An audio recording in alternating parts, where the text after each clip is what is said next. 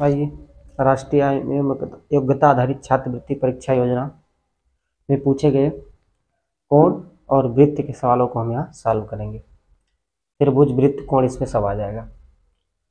दो समद्विबाहु त्रिभुजों के पहले समझेंगे समद्विबाहु त्रिभुज क्या होते हैं। ऐसा त्रिभुज जिसकी दो भुजाएं आपस में बराबर होती हैं उसको समद्विबाहु कहते हैं।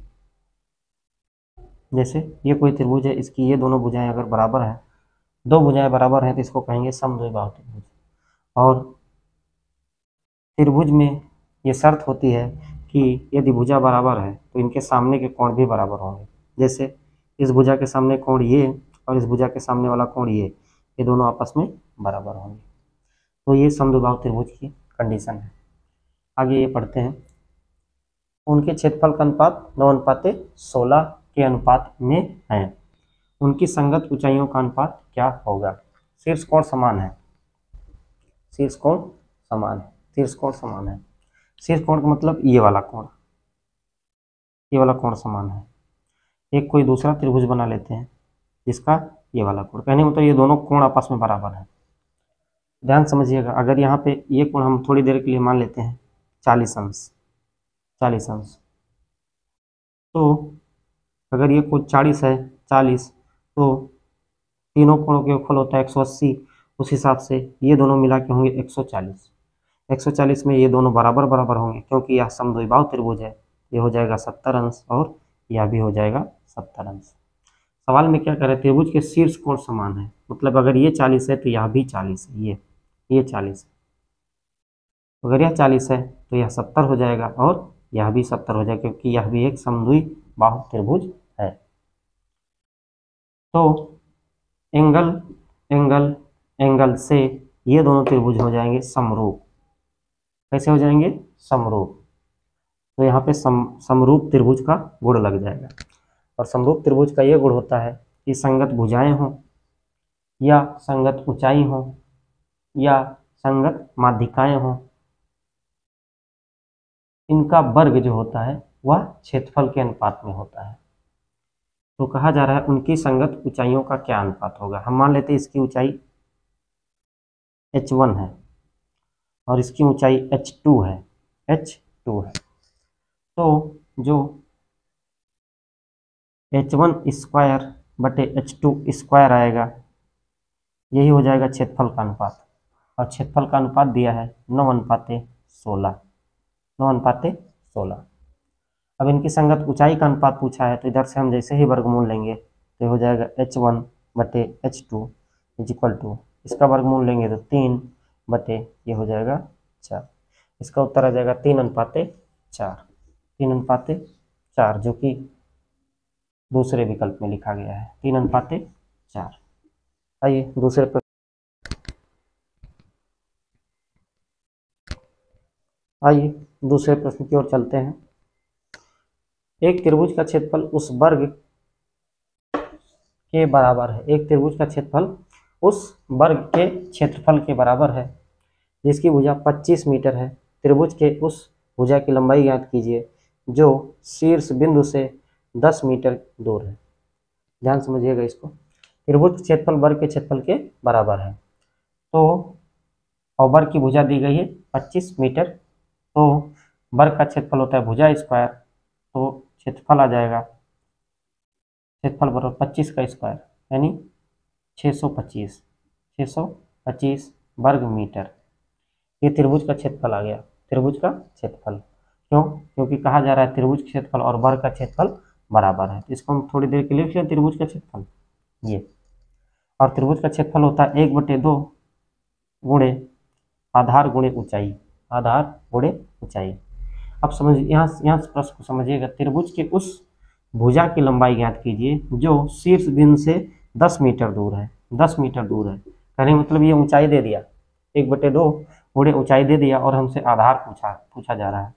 1/2 गुणे आधार गुणे ऊंचाई ये त्रिभुज का क्षेत्रफल होता है, तो 1/2 गुणे आधार हमको निकालना है और गुणे ऊंचाई दे दिया है 10, और यही बराबर हो जाएगा 625 के। तो इसको हम सॉल्व कर लेंगे। तो 2 पंचे 10, 2 पंचे 10, आधार बराबर इधर 5 जाएगा भाग 625/5, 5 × 5 और 1 6 12, 5 दूनी 10, 2 12 25 और 5 25 25, यानी आधार आ जाएगा 125 मीटर। 125 मीटर जो कि ऑप्शन 3 में दिख रहा है। चलिए अगले प्रश्न पर चलते हैं।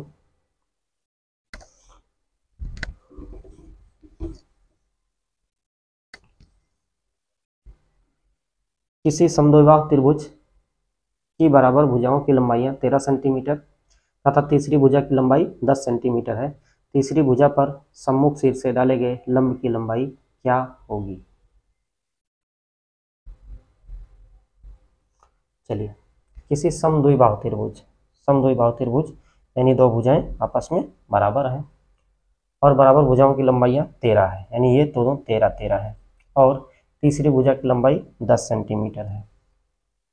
तीसरी भुजा पर सम्मुख सिर से डाले गए लंब की लंबाई क्या है, यानी ऊंचाई पूछा है। ये अगर समद्विबाहु त्रिभुज है तो ये बिल्कुल बाइसेक्ट होगा, और अगर ये 10 है इतना 5 होगा। 5 13, ये 90 अंश का कोण बनेगा, एक समकोण त्रिभुज बनेगा, और समकोण त्रिभुज में पाइथागोरस प्रमेय लगेगी।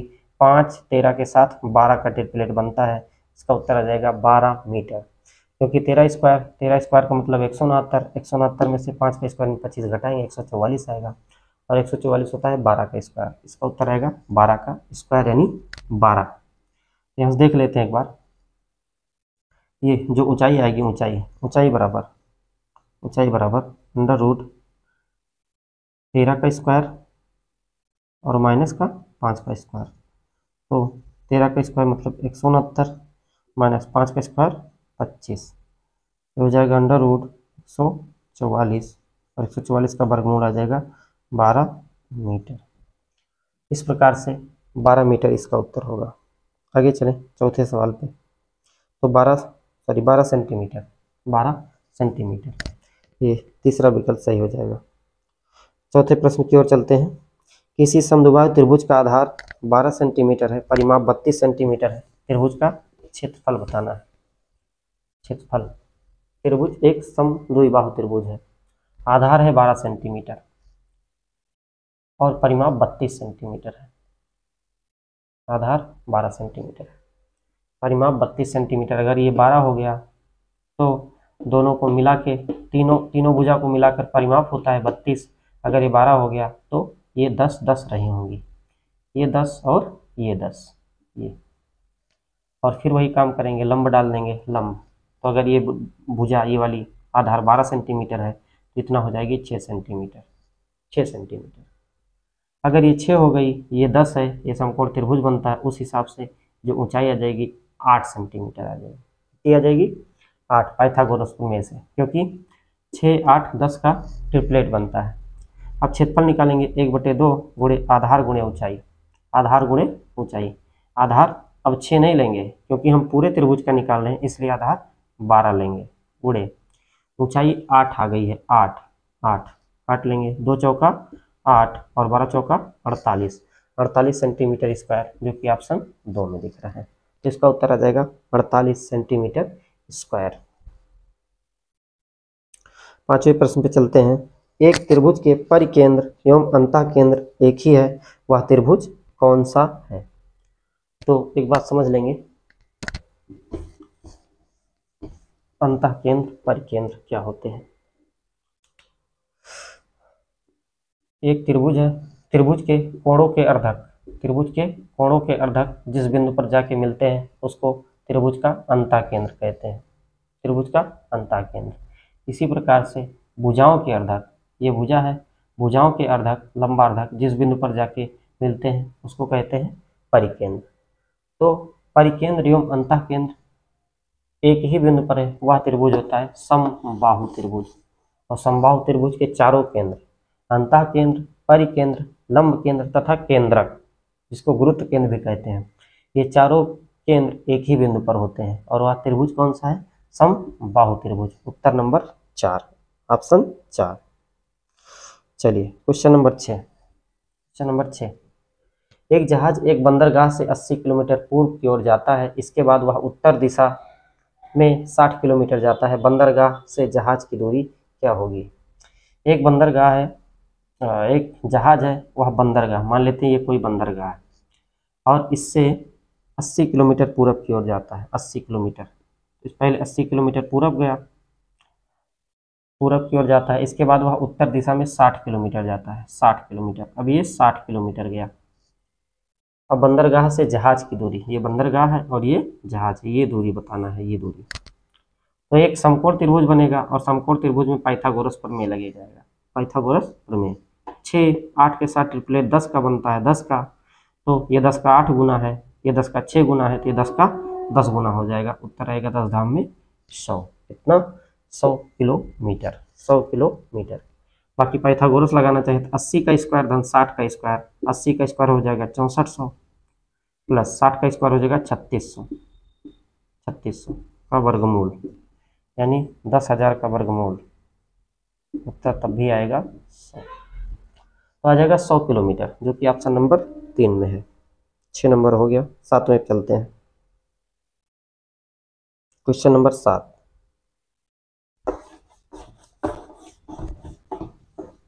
चलिए, एक समकोण त्रिभुज ABC में कोण A 90 अंश, कोण B 30 अंश, तो कोण C का मान क्या होगा? कोण C, एक समकोण त्रिभुज बना लेते हैं। ये एक समकोण त्रिभुज बन गया और कहा जा रहा है कोण B 90 अंश, यानी ये B है। कोण A 90 अंश है, कोण A 90 अंश है और कोण B 30 अंश है। इसको हम B मान लेते हैं। कोण B 30 अंश, तो कोण C बताना है। कोण C हम जानते हैं त्रिभुज के तीनों अंतःकोणों का फल 180 अंश होता है। अगर ये 90 हो गया और ये 30 हो गया तो ये 60 होगा। कितना होगा? 60। उत्तर नंबर 3। अगला प्रश्न, संलग्न चित्र में त्रिभुज ABC का परिमाप क्या होगा? त्रिभुज ABC का परिमाप, परि का मतलब चारों ओर का माप, तो जितनी भुजाएं हैं सबको नाप लीजिए, माप लीजिए। तो 2x + z + 3y, 2x + z + 3y, ये दिख रहा है 2x + z + 3y, option number 3। अगला प्रश्न, एक त्रिभुज के अंतःकोण क्रमशः 3x और 2x + 20 अंश और 5x - 40 है, तो त्रिभुज होगा। त्रिभुज कैसा होगा ये बताना है। हम जानते हैं त्रिभुज के तीनों अंतःकोणों का फल 180 अंश होता है। हम इनको जोड़ेंगे, 3x 2x धन 20 और 5x धन 40, इनको जोड़ेंगे और 180 के बराबर करेंगे। देखिएगा 3x धन 2x धन 20, ये वाला कोण आ गया, प्लस 5x - 40 बराबर 180। चलिए 3 2 5x और 5 5 10x, 10x, ये माइनस का 40 प्लस का 20 माइनस का 20 बराबर 180, 180। यहाँ से आ जाएगा 10x बराबर 180, 20 उधर जाके जुड़ जाएगा 200, 10x बराबर 200, तो x बराबर आ जाएगा 20 अंश, 20 अंश, x बराबर 20 अंश, 20 अंश। अगर x बराबर 20 अंश आ गया तो 20 तियां ये आ जाएगा 60 अंश। कितना? 60 अंश। इसको देखिए 20 दूना 40, 20 दूना 40 और 40 20 60, तो दूसरा कोण भी 60 अंश आ गया। और तीसरा कोण देखिए 20 पंचे 100, 20 पंचे 100, 100 में से 40 घटाएंगे 60 अंश। तो त्रिभुज के तीनों कोण 60 60 60 अंश के, यानी तीनों कोण बराबर होंगे और तीनों कोण जब बराबर होते हैं तो वह त्रिभुज कहलाता है समबाहु त्रिभुज, क्योंकि जब तीनों कोण बराबर होंगे तभी तीनों भुजा बराबर हो जाएंगी और इसको कहेंगे समबाहु त्रिभुज। इसलिए इसका उत्तर आएगा ऑप्शन 2, ऑप्शन 2 समबाहु त्रिभुज। अगला प्रश्न, किसी समद्विबाहु त्रिभुज के कोण C है। किसी समद्विबाहु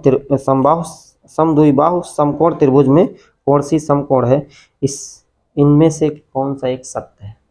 पहले समझते हैं समबाहु समद्विबाहु त्रिभुज, समद्विबाहु समकोण त्रिभुज। ऐसा त्रिभुज जिसकी दो भुजाएं बराबर हों और एक कोण समकोण हो, इसको कहेंगे समद्विबाहु समकोण त्रिभुज। इसमें क्या होता है, यह भुजा इस भुजा के बराबर होती है और समद्विबाहु त्रिभुज में हमने आपको बताया भी कि बराबर भुजा के सामने के कोण भी आपस में बराबर होने, यानी ये वाला कोण इस कोण के बराबर होगा।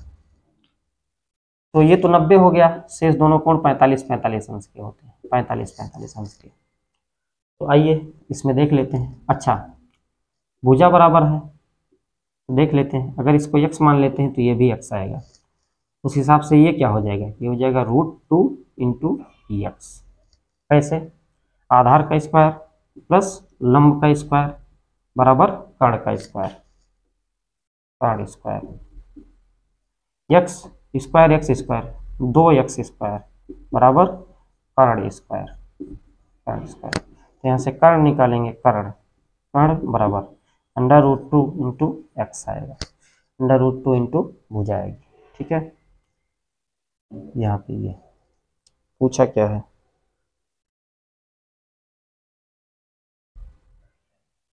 अच्छा ये पूरा कंसेप्ट था, पूछा ये है, पूछा है समबाहु त्रिभुज के कोण सी समकोण है। आइए बना लेते हैं कोण सी, ये जो है ये समकोण है, ये दोनों भुजा आपस में बराबर हो जाएगी, एक ए होगा एक बी। तो पूछा क्या, यहाँ से देखिए लग जाएगा AB स्क्वायर बराबर, AB स्क्वायर बराबर AC स्क्वायर धन BC स्क्वायर, ये कंसेप्ट लगेगा क्योंकि AC और BC बराबर हैं, AC और BC बराबर हैं, इसलिए AC और BC के स्थान पे कोई एक चीज़ रख लेंगे। तो AB स्क्वायर बराबर, ये AC स्क्वायर धन AC स्क्वायर करेंगे 2AC स्क्वायर आ जाएगा, AB स्क्वायर बराबर 2AC स्क्वायर, जो कि ऑप्शन नंबर 2 में दिख रहा है, ऑप्शन 2 में, ऑप्शन 2 में AB स्क्वायर बराबर 2AC स्क्वायर, ऑप्शन नंबर 2 में। इस प्रकार से इस प्रश्न को कर लेंगे। आइए अगले प्रश्न को देखते हैं। एक लड़का अपने घर से उत्तर दिशा की ओर चलना प्रारंभ करता है। प्रारंभ करके 8 मीटर की दूरी तय करता है, तत्पश्चात ठीक पश्चिम की ओर मुड़कर 15 मीटर चलता है और अपने विद्यालय पहुंचता है। उसका विद्यालय घर से कितनी दूरी पर है, दूरी पूछा है, दूरी। पहले देखिए, एक लड़का है अपने घर से उत्तर दिशा की ओर चलना प्रारंभ करता है, तो उत्तर दिशा की ओर चलाइए पहले, और कितना चलता है, 8 मीटर चलता है। इसके पश्चात होता है ठीक पश्चिम की ओर मुड़ता है, पश्चिम की ओर मुड़ता है और 15 मीटर चलता है, ये टोटल 15 मीटर चलता है और अपने विद्यालय पहुंच जाता है, यानी वहाँ इसका विद्यालय है। तो ये घर है, घर, और घर से विद्यालय की दूरी पूछा है। तो 8 15 ये 90 अंश का कोण बनेगा, यानी समकोण त्रिभुज होगा। समकोण त्रिभुज में पाइथागोरस प्रमेय लगाएंगे, 8 15 के साथ 17 का ट्रिपलेट बनता है, 17 का, 8 15 17, यहाँ उत्तर आ जाएगा 17 मीटर। कैसे, कर्ण का स्क्वायर बराबर आधार का स्क्वायर धन लंब का स्क्वायर, तो 15 स्क्वायर धन 8 का स्क्वायर, तो 15 स्क्वायर 225 प्लस 8 स्क्वायर 64, तो जब जोड़ेंगे तो 5 4 9 6 2 8 और 2 289 आ जाएगा, यानी कर्ण स्क्वायर बराबर आ जाएगा 289। तो कर्ण बराबर आ जाएगा √289, इसका मान आ जाएगा 17, √289 का मान आ जाएगा 17 और 17 मीटर इसका उत्तर हो जाएगा। आइए 12वां नंबर, बेहतरीन सवाल है। निम्नलिखित कौन सा समूह न्यून कोण त्रिभुज की भुजाओं को सेंटीमीटर में निरूपित करेगा। तो इस सवाल को करने से पहले हम आपको कुछ समझाना चाहते हैं। त्रिभुज बनने की शर्त,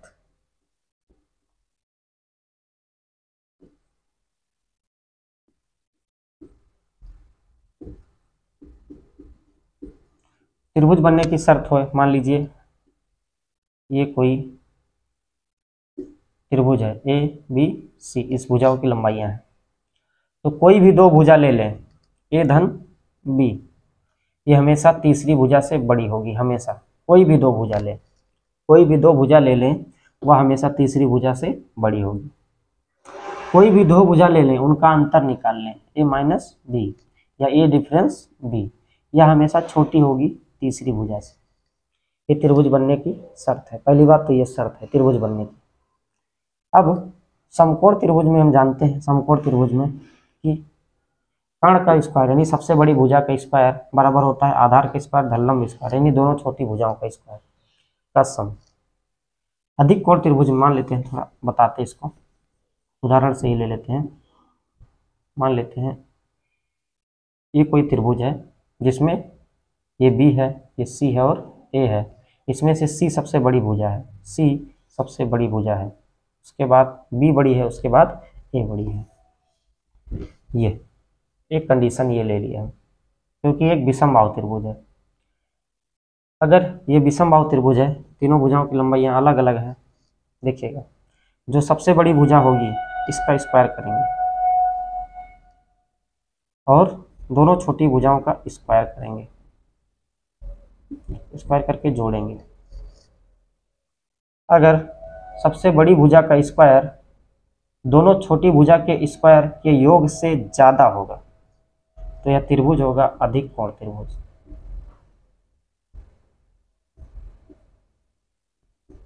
त्रिभुज हो जाएगा अधिक कोण त्रिभुज। अगर यह सबसे बड़ी भुजा का स्क्वायर ये बराबर हो गया दोनों छोटी भुजाओं के स्क्वायर के योग के तो ये त्रिभुज हो जाएगा समकोण त्रिभुज। इसी प्रकार यदि सबसे बड़ी भुजा के स्क्वायर छोटा हो जाए इससे दोनों छोटी भुजाओं के स्क्वायर के योग से, त्रिभुज होगा न्यून कोण त्रिभुज। न्यून कोण त्रिभुज। आइए प्रश्न को सॉल्व कर लेते हैं।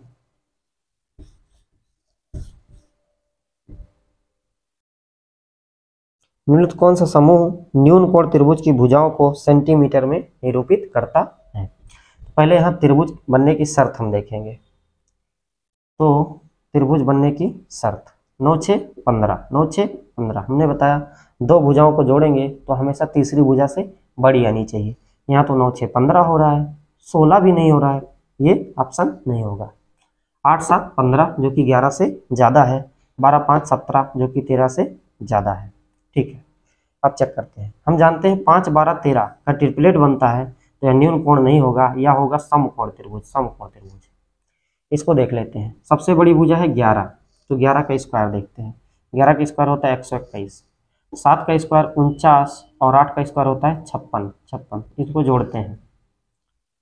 अगर इनका स्क्वायर 121 के बराबर आ गया तो समकोण त्रिभुज, ज़्यादा आ गया ये 121 तो अधिक कोण त्रिभुज, और 121 कम हो गया ये ज़्यादा हो गया तो न्यून कोण त्रिभुज। देखते हैं। 9 6 15 के 5 हासिल 1, 5 4 9 9 1 10, ये तो 105 आया। 105 आया कहने का मतलब ये चीज़ छोटी रह गई, ये चीज़ छोटी रह गई, यानी कि ये जो त्रिभुज की ये जो भुजाएं दी हैं ये अधिक कोण की हैं, अधिक कोण की। और हमसे पूछा क्या है? ये न्यून कोण त्रिभुज पूछा है। अब ये उत्तर नहीं हुआ, ये उत्तर नहीं हुआ, ये उत्तर नहीं हुआ तो उत्तर हम लगाएंगे इनमें से कोई नहीं। बहुत ही अच्छा सवाल। आइए, चक्रीय चतुर्भुज यहाँ से स्टार्ट होता है।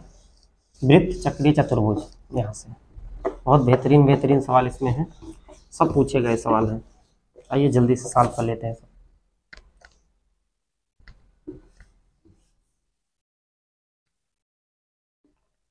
चलिए, संलग्न चित्र में सी ए बी बराबर 50 अंश तथा कोण ए बी सी बराबर 70 अंश, तो कोण ए डी बी की माप होगी। ए डी बी की माप देखिए, ये एक त्रिभुज हमको दिख रहा है यहाँ तक ये, और त्रिभुज के तीनों अंतःकोणों का फल होता है 180 अंश। तो 50 70 120 तो ये कोण आ जाएगा 60 अंश। कितना आ जाएगा? 60 अंश। अब हम देख रहे हैं A D B C, A D B C एक चक्रीय चतुर्भुज है, और चक्रीय चतुर्भुज की विशेषता ये होती है, उसका गुण ये होता है कि आमने सामने के कोण का योगफल होता है 180, यानी इन दोनों का योगफल होगा 180। तो अगर यह 60 है तो यह कोण आ जाएगा 120 अंश, 120 अंश, जो कि ऑप्शन नंबर 4 में है। बहुत ही अच्छा सवाल। अगला प्रश्न,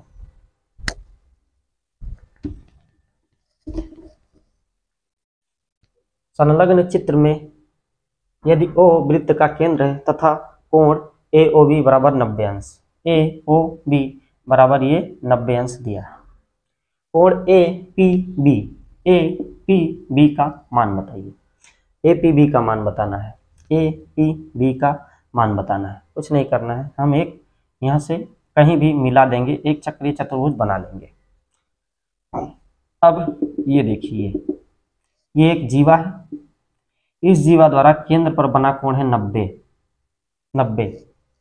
तो इस जीवा द्वारा परिधि पर बना कोण होगा आधा, 90 का आधा, 90 का आधा, ये वाला कोण आ जाएगा 45 अंश, 45 अंश आ जाएगा।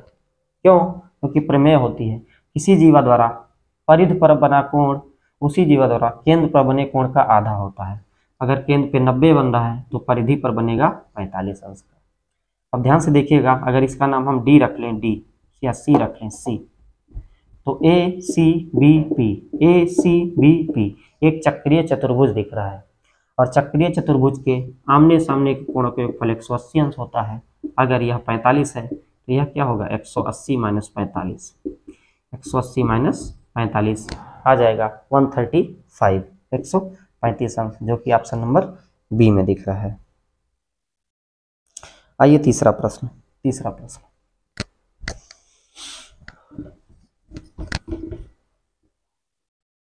चित्र में PA तथा PB वृत्त की स्पर्श रेखाएं हैं तथा कोण APB बराबर 60 अंश। O वृत्त का केंद्र है, कोण ACB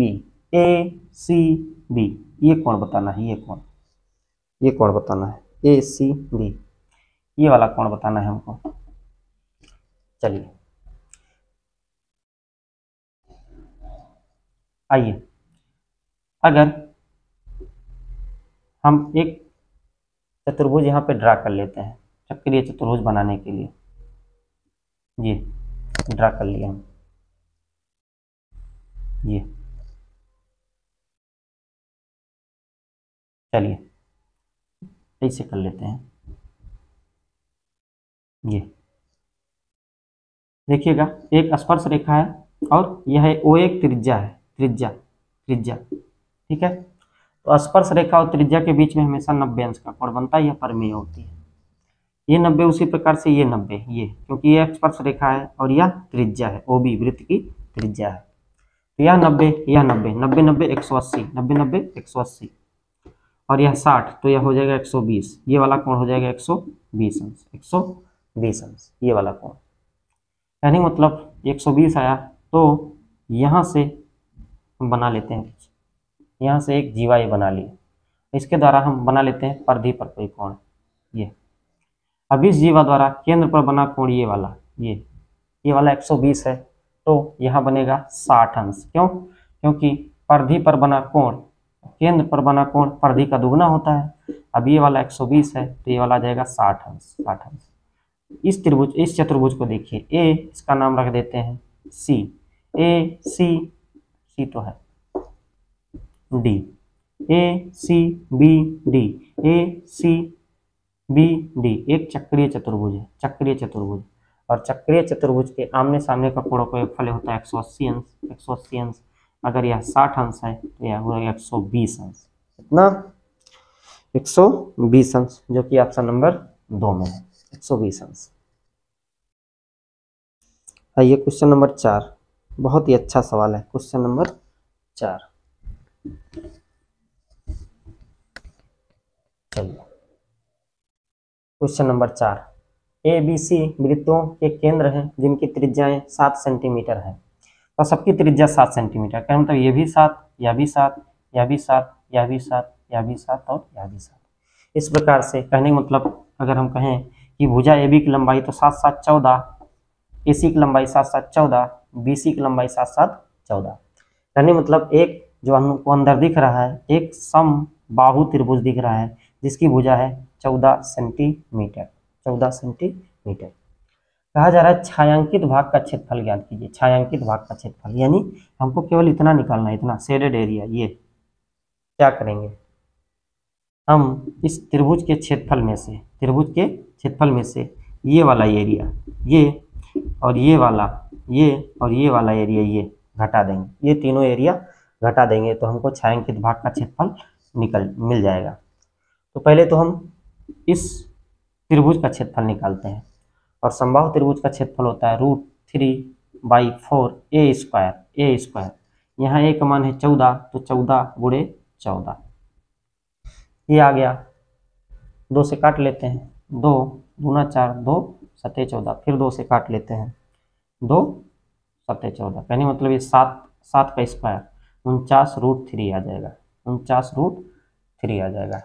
इसका क्षेत्रफल इस समबाहु त्रिभुज का क्षेत्रफल, यानी त्रिभुज ABC का क्षेत्रफल, त्रिभुज ABC का क्षेत्रफल आ गया ये।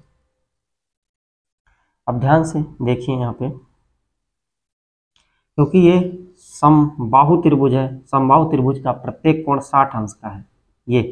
ये 60 अंश, उसी प्रकार से ये 60 अंश, यह भी 60 अंश, और सबकी त्रिज्याएं बराबर हैं। तो हम थोड़ी देर के लिए मान लेते हैं कि ये सब एक ही वृत्त के 3 भाग हैं, 60 अंश, 60 अंश और 60 अंश, ये 60 अंश, ये 60 अंश, ये 60 अंश, और ये त्रिज्या 7 है, यह भी 7 है, और यह भी 7 है, यह भी 7 है।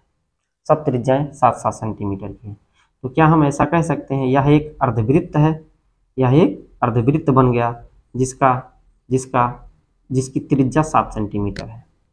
तो कहने मतलब ये प्लस ये मिलके बना लेंगे अर्धवृत्त। कहने मतलब ये अर्धवृत्त का क्षेत्रफल है और जिसकी त्रिज्या 7 सेंटीमीटर है। तो वृत्त का क्षेत्रफल होता है पाई आर स्क्वायर, तो अर्धवृत्त का क्षेत्रफल हो जाएगा पाई आर स्क्वायर बाई 2।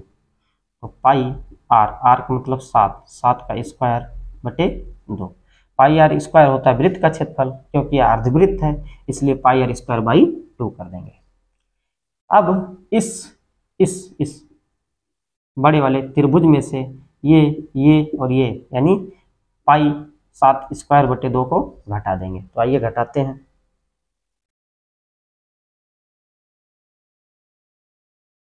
चलिए, यह है 49√3, 49√3 में से हम घटाएंगे 49 पाई बटे 2। यहाँ से 49 हम ले लें कॉमन, 49 ले लें कॉमन, तो यह आ जाएगा √3 माइनस पाई बाई 2 वर्ग सेंटीमीटर। क्या यही ऑप्शन में है? देख लेते हैं। पहला ही ऑप्शन लिखा है, पहला ही ऑप्शन। 7 का स्क्वायर √3 माइनस पाई बाई 2। ये देखिए, ये 49 कुछ नहीं है, 7 का स्क्वायर है, 7 का स्क्वायर √3 माइनस पाई बाई 2। तो इसका उत्तर हो जाएगा ए ऑप्शन, पहला ऑप्शन। आइए क्वेश्चन नंबर 5 पे, ये 4 नंबर था, क्वेश्चन नंबर 5 पे आइए।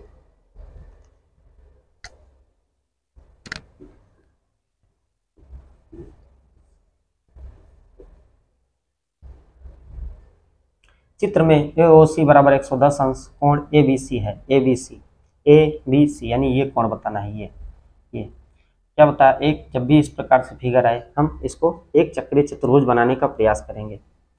यहाँ से एक जीवा हम निर्मित करेंगे। अब ये कोण 110 अंश दिया है, ये 110 अंश। अब इस जीवा द्वारा AC द्वारा केंद्र पर बनाया गया है 110 अंश, तो इसी AC द्वारा परिधि पर बनाया जाएगा 110 का आधा, यानी 55 अंश। हम जानते हैं, इसका नाम दे देते हैं D। तो ABCD एक चक्रीय चतुर्भुज है, और चक्रीय चतुर्भुज के आमने सामने का कोण का योगफल 180 अंश होता है। अगर ये कोण 55 आ गया तो ये कोण हो जाएगा 125 अंश। 180 में से जैसे 55 घटाएंगे आ जाएगा 125 अंश, और उत्तर नंबर 3 सही हो जाएगा। आइए 6 नंबर, एक वृत्त में 2 परस्पर लंब व्यास के कितने युग्म खींचे जा सकते हैं? एक वृत्त में 2 परस्पर लंब व्यास के कितने युग्म खींचे जा सकते हैं? आइए प्रयास करते हैं। एक व्यास ये है, एक व्यास ये है, एक युग्म हो गया। एक व्यास ये है, एक व्यास ये है जो परस्पर लंब है। दूसरा हो गया, एक व्यास ये है और एक व्यास ये है जो परस्पर लंब है। यानी कि हम अनंत खींच सकते हैं, अनंत, जितनी हमारी इच्छा। तो 2, 4, 1, 4 में लिखा है अपनी इच्छा अनुसार, तो यहाँ पे उत्तर हो जाएगा अपनी इच्छा अनुसार। यानी हम अनंत ऐसे पेयर यानी जोड़े खींच सकते हैं व्यास के जो एक दूसरे के लंब हों। इसका उत्तर होगा अनंत, लेकिन यहाँ ऑप्शन में होगा है अपनी इच्छा अनुसार, तो हम लगाएंगे अपनी इच्छा अनुसार। अगला प्रश्न, निम्नलिखित आकृत में यक्ष का मान क्या होगा? यक्ष का मान क्या होगा? चलिए 55 अंश, 30 अंश, 45 अंश। यह एक भुजा, 2 भुजा, 3 भुजा, 4 भुजा, यानी ये चतुर्भुज है, और चतुर्भुज के चारों अंतःकोणों का योगफल होता है 360 अंश। तो 55 अंश, 45 अंश, 100 अंश, 100 अंश, 30 अंश, 130 अंश। 3 कोण मिलकर तीन कोण मिलकर हैं 130 अंश, तो चौथा कोण हो जाएगा 360 माइनस 130 अंश, घटा लेंगे, यहाँ से आ जाएगा 230 अंश। ये वाला जो अंदर का कोण आया 230 अंश, 230 अंश। अब इसको देखिए, इसको एक बिंदु के चारों ओर 360 अंश का बन सकता है। अगर यह 230 अंश है तो बाहर कितना बनेगा, बाहर यही चीज आ जाएगी। 360 में से इस बार 230 घटाएंगे, और जैसे 360 में से 230 घटाएंगे उत्तर आ जाएगा 130 अंश। क्वेश्चन नंबर 8, पार्श्व चित्र में T P T dash, T P T dash, यह T P T dash O केंद्र वाले वृत्त के बिंदु बी पी पर स्पर्श रेखा है। यदि आर पी टी डैश बराबर 35 अंश, ये 35 अंश दिया, ये वाला कोण 35 अंश, तो कोण पी क्यू आर ये भी डायरेक्ट प्रमेय है, आता है 35 अंश। आइए इसको सॉल्व करके बताते हैं। जो कोण ये होगा वही कोण ये हो जाए, जो कोण ये रहता वही कोण ये हो जाता। आइए सॉल्व करके बताते हैं। चलिए, ये एक स्पर्श रेखा है, यह वृत्त का केंद्र O है, तो OP क्या होगी, वृत्त की त्रिज्या होगी। क्या होगी, त्रिज्या होगी। और हम जानते हैं कि वृत्त में स्पर्श रेखा और त्रिज्या के बीच में 90 अंश का कोण बनता है, यानी ये पूरा कोण हो जाएगा 90 अंश। 90 में से यदि इतना 35 अंश है, इतना 35 अंश, तो ये कितना बचेगा, 55 अंश। कितना, 55 अंश, 55 अंश। अब ये चीज ये अर्धवृत्त में बना कोण है, ये क्यों, क्योंकि ये देखिए ये O केंद्र है, ये भी त्रिज्या, केंद्र से होने वाली सीधी रेखा व्यास कहलाती है, और व्यास वृत्त को 2 बराबर भागों में बांटता है, यानी अर्धवृत्त बनाता है। तो ये में बना कोण हो जाएगा ये 90 अंश, ये 90 अंश, ये 90। अब एक त्रिभुज है और त्रिभुज के तीनों अंतःकोणों का फल 180 अंश होता है, ये 90, ये 55, तो ये 35 अंश आ जाएगा, 35 अंश। आइए अगले प्रश्न पे चलते हैं। क्वेश्चन नंबर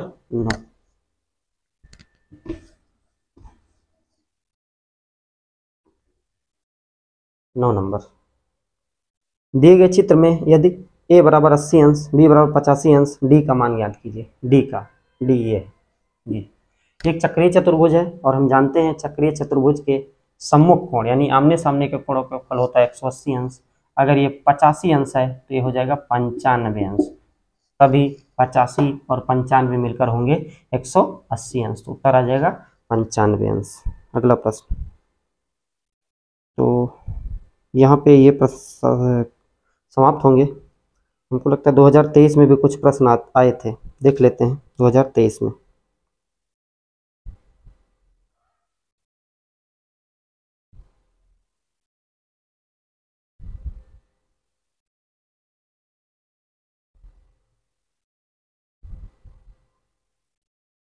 ये एक प्रश्न है 2023 में।